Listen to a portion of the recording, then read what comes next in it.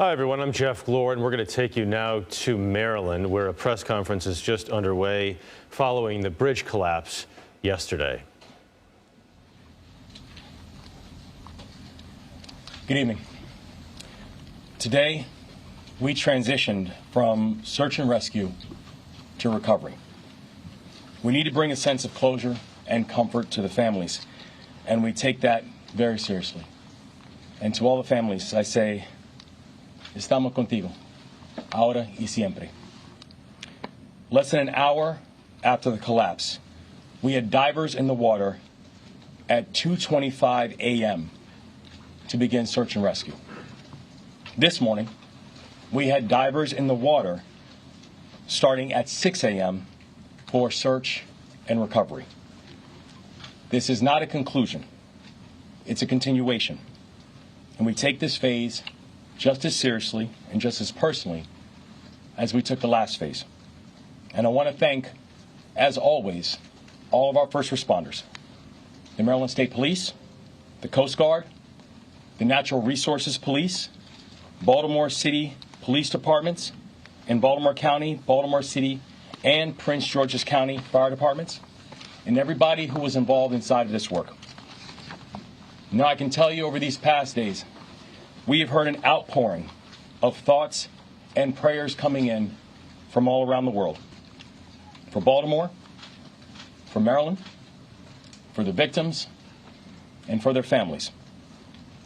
And to everybody who is sending out those prayers, I want to say that we have felt them, and we've been comforted by them.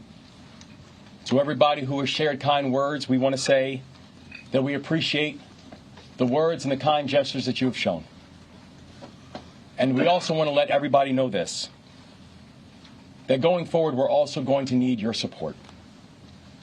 The collapse of the Key Bridge is not just a Maryland crisis. The collapse of the Key Bridge is a global crisis. The national economy and the world's economy depends on the Port of Baltimore. The port handles more cars and more farm equipment than any other port in the country. Last year alone, the port handled $80 billion of foreign cargo, the largest in the country. Now, in the last 24 hours, that we've had a chance to work with the Navy to mobilize major resources all around to be able to make sure that we are getting things moving, and this has happened at record speed. And I was informed that they are still assessing the area and organizing with a thorough plan of action. This afternoon, I also had the chance to meet with the Maryland Department of Transportation and my executive team and all the leaders there. And we talked about how we are going to continue to mobilize assets at all levels of government and society to make sure that we are moving forward collectively with our response. Today also, Maryland submitted our request to the Biden-Harris administration asking for emergency relief funds to assist in our work going forward. And I had the opportunity to speak to the president again today by phone. I'm thankful also that we're here joined by Tom Perez, who I know is also going to share words later on. And Tom, it's wonderful to see you here, and thank you for the continued support and work. So the thing we know is this. I do not know at this point what the total costs are going to be. I do not yet know what the full timeline is going to be. But the thing that I do know is that the task in front of us, it will be real. It will be daunting. But despite this task ahead of us being daunting, I can tell you right now, our resolve is unshaken. We will get to completion. We will do it together. This work will take time, but we are going to make sure that we are going to leave no one behind. We are going to take care of our people. At least 8,000 workers on the docks have jobs that have been directly affected by the collapse. We need to make sure we're supporting them in this moment, and we need to make sure that we are getting them back on the job. And the same goes for many others that have been affected by this crisis, both directly and indirectly. We are going to move forward together because that's what we do. Because we are Maryland tough and Baltimore strong. I will now turn it over to Colonel Butler from the Maryland State Police for updates. Thank you, Governor. I'm Colonel Roland L. Butler, Jr., Superintendent of the Maryland Department of State Police. This morning, as the Governor said, we moved from search and rescue to search and recovery. The Maryland State Police, along with the underwater recovery teams, supported by state, local, and federal partners, made a tragic finding. Shortly before 10 a.m., divers located a red pickup truck submerged in approximately 25 feet of water in the area of the middle span of the bridge. Divers recovered two victims of this tragedy trapped within the vehicle. The victims were identified as Alejandro Hernandez Fuentes, 35 years old, of Baltimore, and Dorlian Raniel Castillo Cabrera, 26 years old, of Dundalk. Their family members were notified just over an hour ago in person by Maryland State Police personnel with crisis intervention personnel present. Knowing the gravity of this, we provided them with a list of resources that they can refer to and refer their friends and family to. At this point, based upon the conditions, we're now moving from a recovery mode to a salvage operation. Because of the superstructure surrounding the vehicle, what we believe are the vehicles, and the amount of concrete and debris, divers are no longer able to safely navigate or operate around that. We have exhausted all search efforts in the areas around this wreckage, and based on sonar scans, we firmly believe that the vehicles are encased in the superstructure and concrete that we tragically saw come down. At this point, as this moves to a salvage recovery effort, the Maryland State Police will continue to support the Unified Command as the salvage assessment phase takes place, and the U.S. Coast Guard will brief you additional information regarding what to expect and possibly how long this could take. But I'll tell you now, there's no definitive timeline on this. Please be patient. Please keep the family members in mind. In coordination with our FBI partners, we've determined the countries of origin of those that are presumed deceased to be Mexico, Guatemala, El Salvador, and Honduras. The notifications to these individuals' family members and loved ones outside of the United States is being handled by the Federal Bureau of Investigation in accordance with their established protocols. Again, I encourage you all to think about these people and those that they love and they lost. They're going to need your love and support.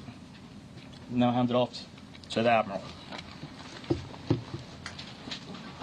Good evening. My name is Rear Admiral Shannon Gilreath. First, I want to say our deepest condolences and sympathy go out to the families of the impacted individuals.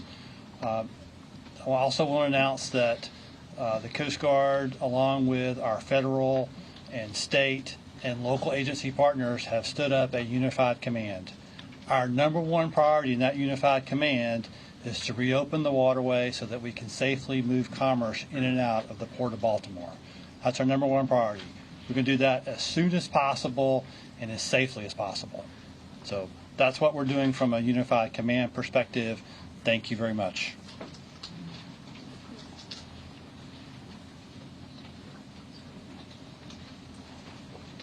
Good evening. I'm Paul Wiedefeld, Secretary of Transportation.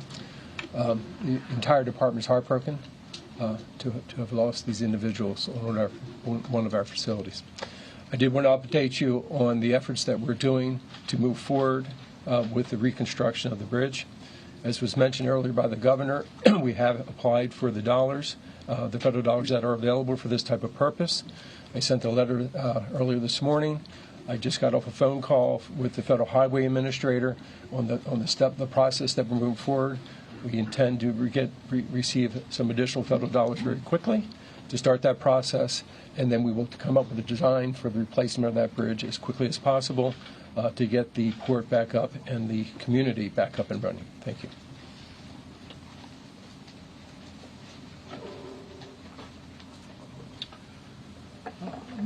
Senator Ben Cardin, first let me express our deepest condolences to the families of the victims of this horrible tragedy. And I also want to personally thank all the first responders. I had a chance to see firsthand some of the diving activities, and it was extremely challenging, to say the least. And we know that the quick action of our first responders saved lives by keeping vehicles off the bridge before it collapsed. So I really want to congratulate our first responders. When you have a catastrophic event like this that affects transportation infrastructure that's critically important to our community and to our region, the federal government comes to your help. And we are asking the federal government to help us through this crisis. President Biden has responded in a very direct way. We are very confident that we will get the immediate attention that we need, thanks to the Biden administration and our federal partners. We also will need the help of the Congress. Senator Van working with our entire congressional delegation to make sure that we provide the necessary authorization, support, and resources to make this recovery complete, and that we can move as quickly as possible.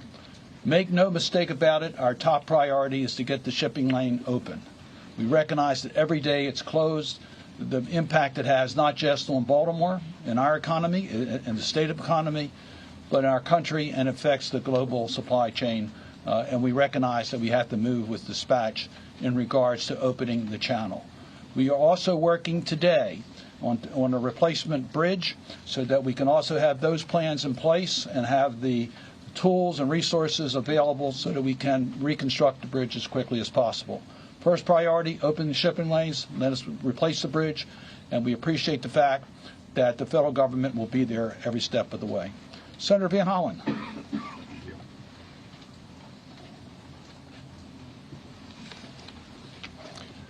I want to start where the governor and Senator Cardin and others did by saying to the families of the 6 that we lost in this tragic accident that our hearts go out to you, and we as the Maryland family will do everything we can to provide you with the resources that you need in this very difficult time. It's also a solemn reminder of both the contributions and the sacrifices that our immigrant families make in our community and around the country. And I also want to thank the first responders for, first of all, the search and rescue operation, and now the recovery operation. Thank you all for the hard work that you're doing. As others have said, we have 2 priorities. The most urgent priority is to open up the Port of Baltimore, because as the governor laid out, it is essential to the livelihoods of people here in Baltimore and Maryland, and in fact, the economies of the region, and will impact people around the country and around the world. The Port of Baltimore is that important, and it is the 8,000 people who are working there directly, the tens of thousands of people whose economic livelihood is tied up with the port. So I want to thank the President of the United States, who called many of us yesterday and then spoke to the nation, is already delivering on his promise, which he has ordered the Army Corps of Engineers to do everything necessary to clear the channel so that we can reopen those shipping lanes. If we have to open one first and over a period of time, I think we're going to do whatever we can to make sure that we have ships passing through as soon as possible. The Army Corps of Engineers, the federal government, will pick up the costs for that, and those funds are available. I saw preliminary estimates between $40 and $50 million, but they're very preliminary. But the bottom line is the Army Corps will pick up the costs. I want to commend the governor and his team for their fast action in putting forward the notice that they're going to apply for the federal Emergency Relief Fund, part of the federal Department of Transportation's program, the Federal Highway Administration. We will be working very closely with the governor, Secretary Wiedefeld, and others and their team as you process that. Just to give you all a sense of what that means, you can draw down funds immediately for some of the costs of diverting traffic and other immediate costs to adjust to what happened in the short term. And then going forward, that relief fund provides a strong federal match. We believe it will be 90-10 in terms of the federal share. For the 10% remainder, Senator Cardin and I will be working very closely with the President and our colleagues in the Congress to make sure that we meet President Biden's pledge to do as much as possible to make sure that the federal government picks up the costs. Some have asked about the ship owners themselves. Obviously, as the NTSB conducts its review, we'll have a better idea of exactly what happened. And if anybody is liable for negligence or wrongdoing, you can be assured that we will be pursuing those funds as part of the cost share. From the congressional point of view, we will be pursuing, as I say, what we hope will be about 10% of the total costs through the legislative process. We will push to make any increases necessary in that emergency federal fund, and again, put forward legislation. Senator Cardin and I are in the process right now of reaching out, putting a phone call into Speaker Johnson, because we think that this is something where Americans should come together. This should not be a question of Republicans or Democrats. This is an American challenge. We are a great American city here in Baltimore, and we're hoping that all of our colleagues will come together and join us in making sure we rebuild the bridge. Because as the governor said, we do this together, and we hope that will also be true in the United States Congress. So thank you to everybody who's been part of this. I'm now going to turn it over to the mayor of to Tom Perez, another great Marylander who is now at the White House doing wonderful work with the president. Tom Perez. Thank you so much. Good evening. My name is Tom Perez, and I have the privilege of serving as a senior advisor to President Biden. And President Biden, like the nation, grieves for these victims. And he is no stranger to tragedy in his own family. And Governor, thank you so much for your leadership throughout this challenging situation. It's been steadfast, and it has been remarkable. We are all in this together. When President Biden first heard about this yesterday morning, he summoned everyone who had a relevant stake in the game to come together to make sure that every federal resource was put to bear.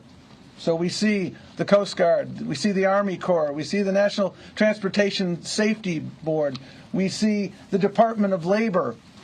The President directed us to make sure that we are doing everything possible. Success occurs when everybody is working together. And that's exactly what is happening here. I met with the families earlier today, and it is really, really tragic. And we will get through this. We have no doubt about it. And the President has directed us to move heaven and earth. Those aren't my words, those are his words. To make sure we are helping the remarkable people of the great state of Maryland to move forward. And we will indeed, Governor, I can inform you with confidence that we will process your request promptly because the situation calls for prompt action.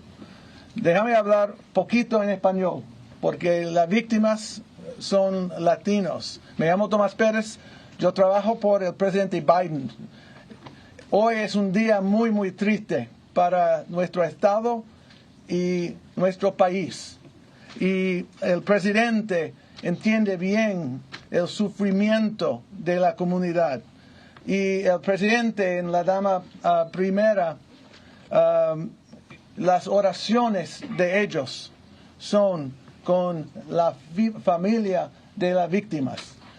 Presidente Biden entiende bien la necesidad de construir la puente, de construir oportunidad para todos los residentes de Maryland, y vamos a trabajar juntos en esta causa.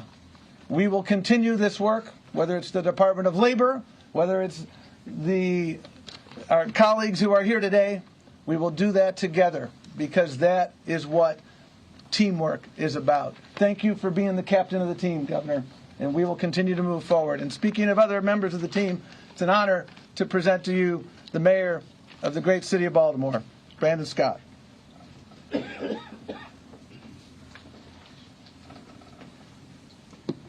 Good evening. First and most importantly, to each of the families, know that my heart and the heart of the entire city of Baltimore is with you and will be with you forever. To every first responder, whether you're from Baltimore Fire, Baltimore Police, Maryland State Police, or the Coast Guard, our county partners, thank you. Thank you for being fearless and selfless, and for putting your life at risk to save others, as you did yesterday, today, and each and every day. To Baltimore, we are all hurting, but we must be reminded in this moment that we are Baltimore. The city of Baltimore cannot be broken. We will continue to work with our federal and state partners through this. We will not be broken, but we are asking today also for some patience. As you heard, we will reopen the channel as quickly as possible, but it's just important that it's done the right way. We also, well, this is me, I'm also asking for folks to have a little bit of decency and respect. Don't spread misinformation.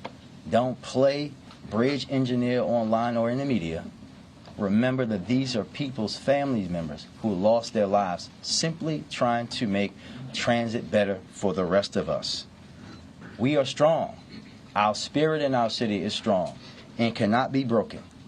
We will rebuild and heal the Baltimore way, and that's together. Thank you, and I'll turn it back over to the governor.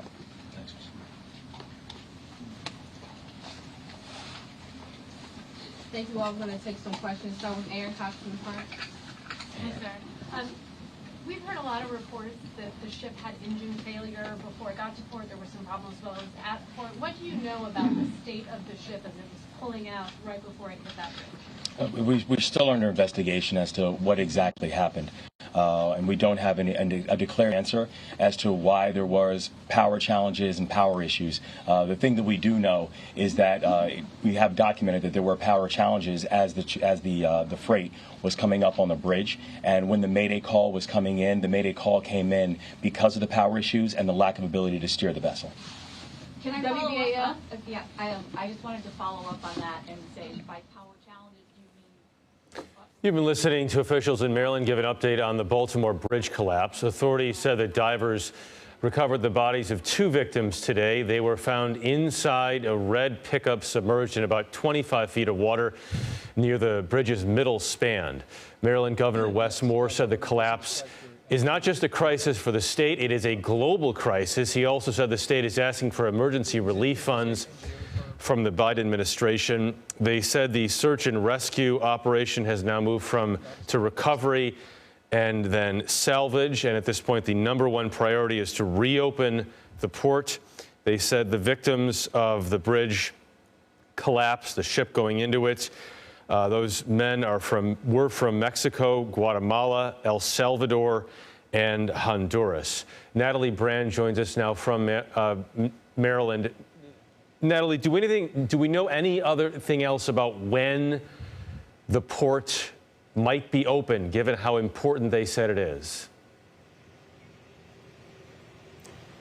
Hey, Jeff. Yeah, well, what we heard time and time again during this news conference is that the timeline still remains unclear. Keep in mind that there's been this very intense recovery effort that's been underway all day, now moving to what they're calling recovery and salvage. But then beyond that, they still have to begin clearing the channel of all the debris and what's left of the bridge, and also the ship, which, as you know, there's still a very intense investigation underway with NTSB investigators on board trying to collect evidence to try to piece together what happened. So as the recovery and investigation continues, then the very difficult work of clearing the channel begins. And we learned today from our David Martin that the Navy is also getting involved and will be mobilizing